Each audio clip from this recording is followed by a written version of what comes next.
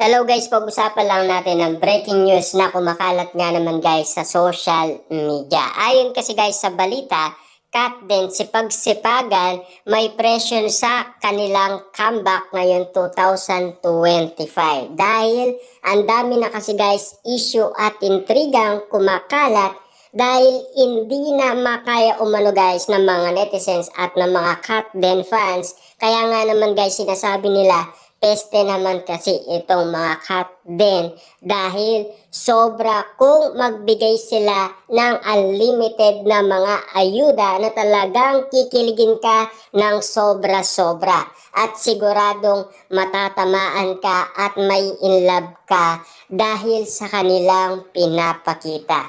Grabe nga naman kasi guys dahil magbabalik comeback na naman ang Kat din dahil sa kanilang promotion at tuloy-tuloy pa rin guys ang kiligan moment na ipapakita ni Catherine Bernardo at Alden Richard. Pero may pressure pa rin daw na nararamdaman umano ayon sa balita sina Catherine Bernardo at Alden Richard. Katunayan niyan guys siyempre dahil sa dami ng kumakalat na issue.